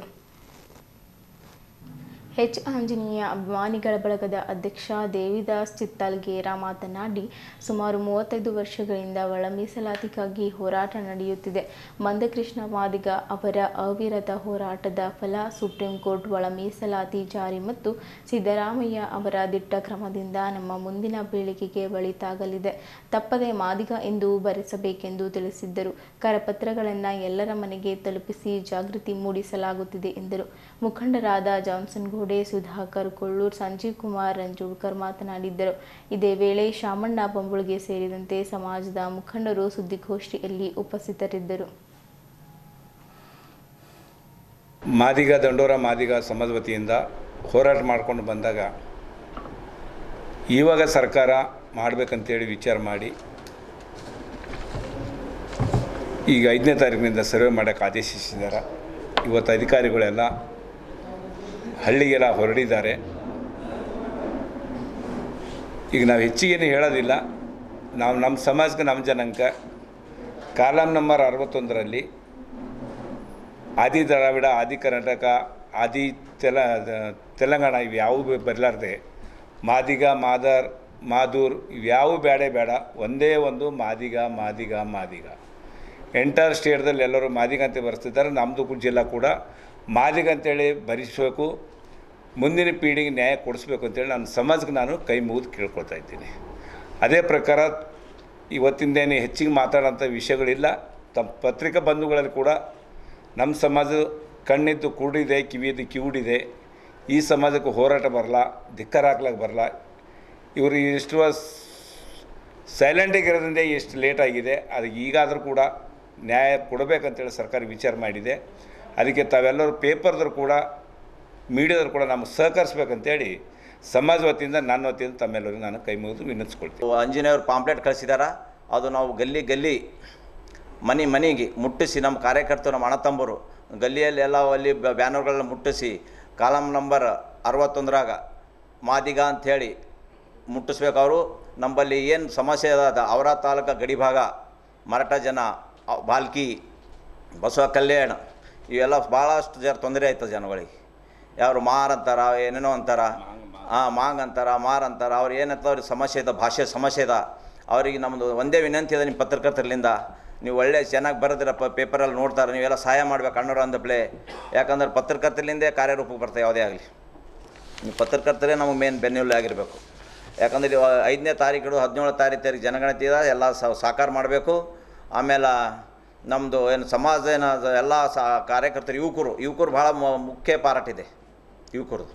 ಯಾಕಂದ್ರೆ ಅಕ್ಕ ತಂಗಿಯರಿಗೆ ಅಣ್ಣ ತಮ್ಮರಿಗೆ ತಾವೆಲ್ಲ ಹೋಗಿ ಮನೆಗೆ ಹೋಗಿ ಅವ್ರಿಗೆ ಹೇಳಬೇಕು, ಈಸಿನೆಲ್ಲ ಆಗಿ ಮಾಡಿದ್ದು ಒಂದೇ ಅದ, ಈಗ ಮಾಡೋದು ಒಂದೇ ಅದ, ಮಾದಿಗ ಅಂಥೇಳಿ ಬರ್ಸ್ಬೇಕಂಥೇಳಿ ಒತ್ತು ಕೊಟ್ಟು ಹೇಳ್ಬೇಕಂತ ಹೇಳಿ ಹೇಳ್ತಾ. ಮಾದಿಗ ಸಮುದಾಯದ ಸಹೋದರರಲ್ಲಿ ಒಂದು ವಿನಂತಿ ಇದೆ. ತಾವು ತಮ್ಮ ಮನೆಗೆ ಬಂದಾಗ ಕಾಲಮ್ ನಂಬರ್ 61ರಲ್ಲಿ ನಮ್ಮ ಮೂಲ ಜಾತಿ ಮಾದಿಗ ಅಂಥೇಳಿ ತಾವೆಲ್ಲ ಬರೆಸಬೇಕು. ನಮ್ಮೆಲ್ಲ ಹಿರಿಯರ ಸತತ 3 ದಶಕಗಳ ಹೋರಾಟದ ಪ್ರತಿಫಲವಾಗಿ ಇಂದು ಕೇಂದ್ರ ಸರ್ಕಾರ ಮತ್ತು ನಮ್ಮದು ಸುಪ್ರೀಂ ಕೋರ್ಟ್ ಕೂಡ ಒಂದು ಆದೇಶ ಮಾಡಿದೆ. ಒಳ ಮೀಸಲಾತಿ ಜಾರಿ ಮಾಡೋದು ಸಂಪೂರ್ಣ ಸುಪ್ರೀಂ ಆಗ್ತಿರೋದು ರಾಜ್ಯ ಸರ್ಕಾರಗಳಿಗೆ ಅಂತೇಳಿ. ಹಾಗಾಗಿ ರಾಜ್ಯ ಸರ್ಕಾರಕ್ಕೆ ಅದರ ಪ್ರಮುಖವಾದಂಥ ಅಧಿಕಾರ ಕೊಟ್ಟಿರೋದ್ರಿಂದ ಒಂದು ನಾಗಮೋಹನ್ ದಾಸ್ ಅವರ ನೇತೃತ್ವದ ಆಯೋಗವನ್ನು ರಚನೆ ಮಾಡಿ ಒಳ ಮೀಸಲಾತಿ ಪರಿಶಿಷ್ಟ ಜಾತಿಗಳಲ್ಲಿನ ಜನಸಂಖ್ಯೆ ಆಧಾರದ ಮೇಲೆ ಒಳ ಮೀಸಲಾತಿಯನ್ನು ಕೊಡಬೇಕು ಅಂತೇಳಿ ಸರ್ಕಾರ ನಿರ್ಧಾರ ಮಾಡಿದೆ. ಅದರ ಪ್ರಯುಕ್ತ ಇವತ್ತಿನಿಂದ ನಡೀತಕ್ಕಂಥ ಸಮೀಕ್ಷೆಯಲ್ಲಿ ದಯವಿಟ್ಟು ಎಲ್ಲರಿಗೆ ನಮ್ಮ ಸಮುದಾಯದ ಮುಖಂಡರಲ್ಲಿ ವಿನಂತಿ ಮಾಡ್ತೀವಿ, ತಮ್ಮ ಮನೆಗಳಿಗೆ BLOಗಳು ಸಮೀಕ್ಷೆದಾರರು ಬಂದಾಗ ತಾವು ತಮ್ಮ ಒಂದು ಮೂಲ ಜಾತಿ ಕ್ರಮ ಸಂಖ್ಯೆ 61ರಲ್ಲಿ ಮಾದಿಗ ಅಂತೇಳಿ ಬರೆಸಿ ಜನಸಂಖ್ಯೆಯನ್ನು ದೃಢಪಡಿಸ್ಬೇಕು, ಜನಸಂಖ್ಯೆಯಲ್ಲಿ ಸಮುದಾಯವನ್ನು ದೃಢಪಡಿಸ್ಬೇಕಂತೇಳಿ ಸಮುದಾಯದ ಎಲ್ಲ ಮುಖಂಡರಲ್ಲಿ ತಮ್ಮ ಪತ್ರಿಕಾ ಮುಖಾಂತರ ಮಾಧ್ಯಮದ ಮುಖಾಂತರ ನಾವು ವಿನಂತಿಸ್ತೇವೆ. ಕೃಷಿ ಸಚಿವ ಚೆಲುವರಾಯಸ್ವಾಮಿ ಅವರಿಂದ ಡಾಕ್ಟರ್ ಕುಳ್ಳೂರು ಕನ್ಯಾನ ಸದಾಶಿವ ಶೆಟ್ಟಿ ದತ್ತಿ ನಿಧಿ ಪ್ರಧಾನ ಪತ್ರಕರ್ತ ಮೌಲಾನಾ ಸಾಬ್ಗೆ ಕಾಸರಗೋಡಿನಲ್ಲಿ ನಡೆದ ಸಮಾರಂಭದಲ್ಲಿ ಪತ್ರಕರ್ತರ ಸಂಘದಿಂದ ಪ್ರಶಸ್ತಿ ಪ್ರದಾನ. ಇಲ್ಲಿನ ಕನ್ನಡಪ್ರಭ ಸಹಾಯಕ ವರದಿಗಾರ ಹಾಗೂ ಪತ್ರಕರ್ತ ಮೌಲಾನಾ ಸಾಬ್ ಹಾಜಿ ಪಾಷಾ ಅವರಿಗೆ ಕೇರಳದ ಕಾಸರಗೋಡಿನಲ್ಲಿ ಮೇ 3ರಂದು ನಡೆದ ಸಮಾರಂಭದಲ್ಲಿ ಡಾಕ್ಟರ್ ಕುಳ್ಳೂರು ಕನ್ಯಾನ ಸದಾಶಿವ ಶೆಟ್ಟಿ ದತ್ತಿ ನಿಧಿ ಪ್ರಶಸ್ತಿ ಪ್ರದಾನ ಮಾಡಲಾಯಿತು. ಕಾಸರಗೋಡು ಜಿಲ್ಲಾ ಕನ್ನಡ ಪತ್ರಕರ್ತರ ಕ್ಷೇಮಾಭಿವೃದ್ಧಿ ಸಂಘ, ಕರ್ನಾಟಕ ಗಡಿ ಪ್ರದೇಶ ಅಭಿವೃದ್ಧಿ ಪ್ರಾಧಿಕಾರ, ಕರ್ನಾಟಕ ಸರ್ಕಾರ, ಕರ್ನಾಟಕ ಪ್ರವಾಸೋದ್ಯಮ ಇಲಾಖೆ, ಕರ್ನಾಟಕ ಸರ್ಕಾರ ಹಾಗೂ ಕರ್ನಾಟಕ ಕಾರ್ಯನಿರತ ಪತ್ರಕರ್ತರ ಸಂಘದ ಸಂಯುಕ್ತಾಶ್ರಯದಲ್ಲಿ ಕಾಸರಗೋಡಿನ ಸೀತಾಂಗೊಳ್ಳಿಯ ಅಲೆನ್ಸಿಯಾ ಕನ್ವೆನ್ಷನ್ ಸೆಂಟರ್ನಲ್ಲಿ ಮೇ 3ರಂದು ಕರ್ನಾಟಕ ರಾಜ್ಯದ ಕೃಷಿ ಸಚಿವ ಎನ್ ಚೆಲುವರಾಯಸ್ವಾಮಿ ಅವರು ಪ್ರಶಸ್ತಿ ಪತ್ರ, ಫಲಕ, ಶಾಲು ಹಾಗೂ ನಗದು ಪ್ರದಾನ ಮಾಡಿದ್ದರು. ಇಲ್ಲಿಯವರೆಗೂ ಸುದ್ದಿ ಕೊಟ್ಟಿದ್ದು ನಾನು ಪ್ರಭಾವತಿ. ಮುಂದಿನ ಸುದ್ದಿಯೊಂದಿಗೆ ಮತ್ತೆ ಭೇಟಿಯಾಗೋಣ. ವಂದನೆಗಳು.